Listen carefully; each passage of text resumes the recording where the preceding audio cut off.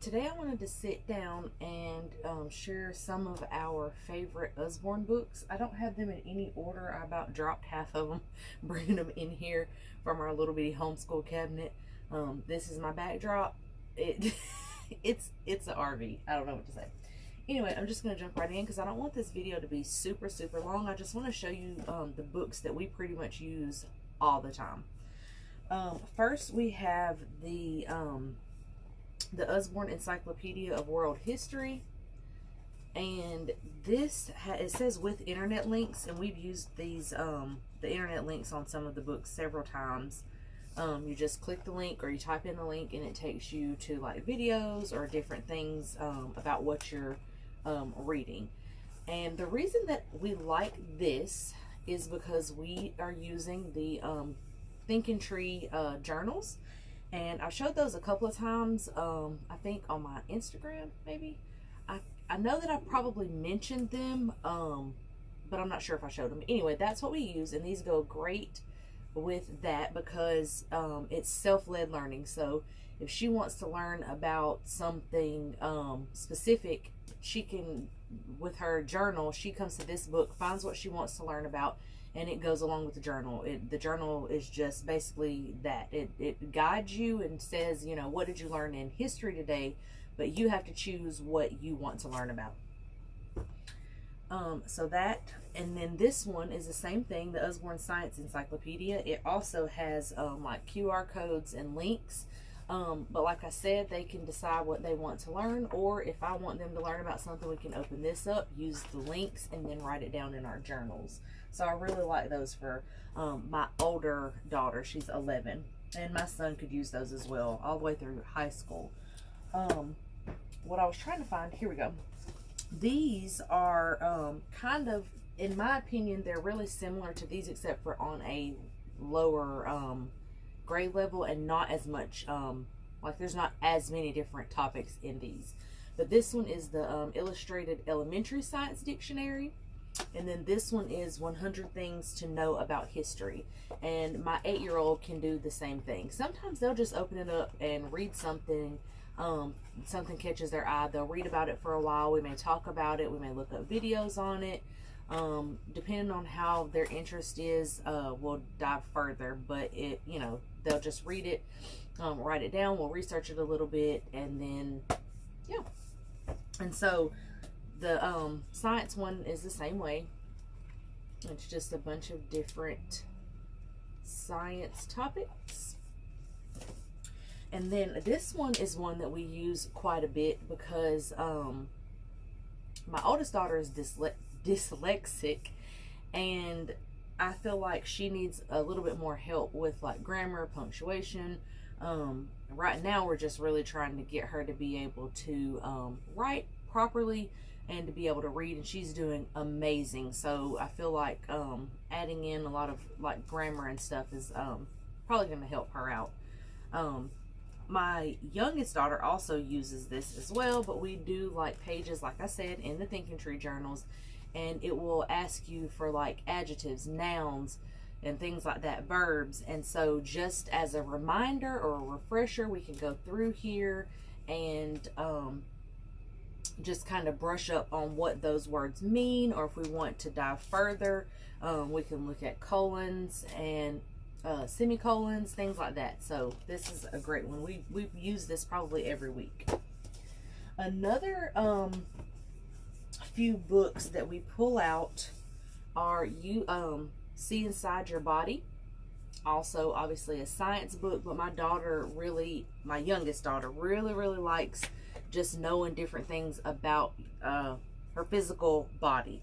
And this has a lot of different flaps and things in it, and she will get this out and look at it forever. So we also use that for science.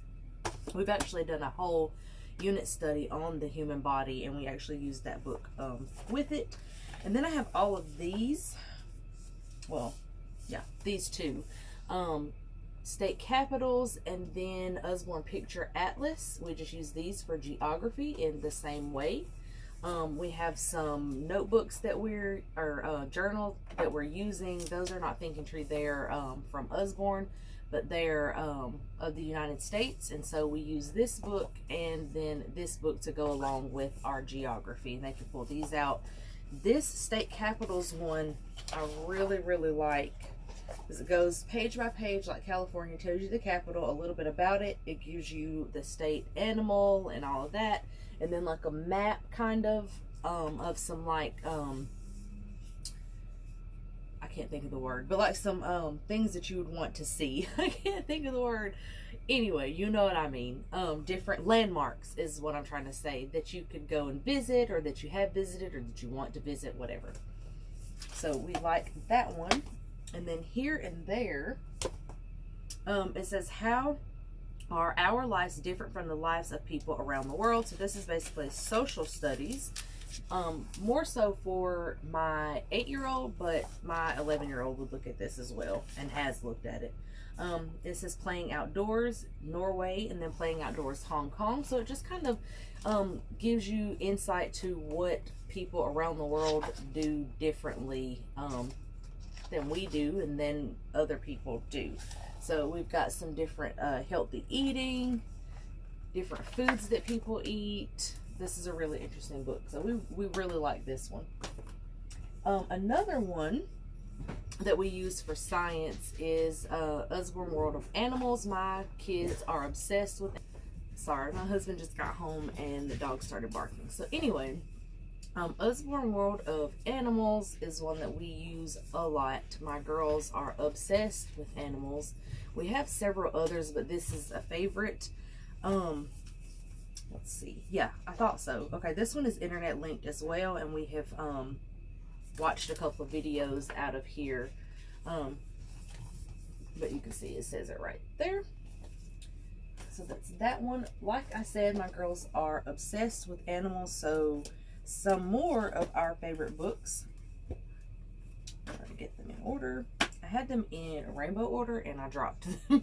But they're called pocket books. We have mammals, ocean animals, reptiles, insects, predators, dogs, and cats. And like I said, they are obsessed with animals, so they grab these a lot. We've actually taken this insects with one with us camping. We didn't get to use it as much as I would have liked to, or I don't even think that we may have just looked at it, but I wanted to use it more. But they get these out a lot to do schoolwork and just to explore different animals, read up on different animals. They know a lot about animals. Carrying on with that same theme is the Pet Vet series. There are 6 books. Let's see. Cranky Paws is the first one. The Mare's Tail. Like I said, I dropped these, so they're all out of order. Motorbike Bob. The Python Problem. The Kitten's Tale. And then the last one is The Pup's Tale. Both of my girls are actually, I think, either one more book and they'll both be done, or like 2 more books. I can't remember, but they're both reading these. They really like these. I think so far The Mare's Tail was their favorite. They like horses. And if you like these next ones, we only have this one. I want the other ones, and I can't even think of exactly who are on them. I think we have a Serena Williams.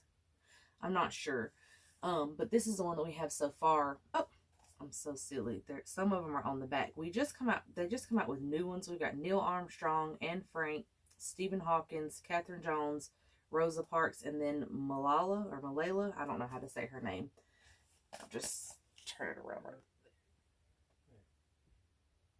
It's not focusing, but and then I think they just added a few more to this series, but we just have the Rosa Parks one, and they're really similar to the Who Was books, but I like them because they're colorful on the inside, which helps with my 11-year-old's dyslexia. She likes the colors, and she likes for it to be like in small pieces like this, not just a page full of words. It doesn't necessarily have to have pictures, but just as long as it's you know, fragmented, I guess you could say, like this.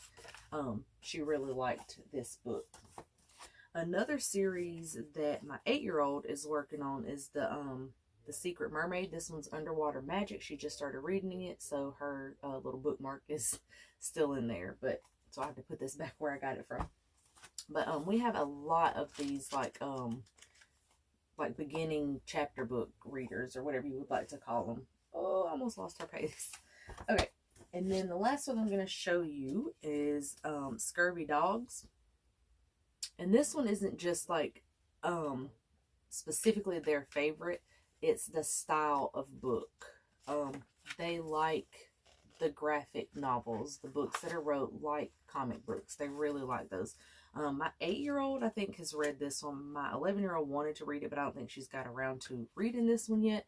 But any of our graphic novels, they really, really like. And we have a whole series of graphic novels in like there's like Alice in Wonderland. My 11-year-old did read that, like Robin Hood and classics like that. So that is all that I have to share with you. We use so many more books than that, but those are just the ones that, like I said, they've either read or are reading, and that we use on a daily basis with our Think and Tree journals.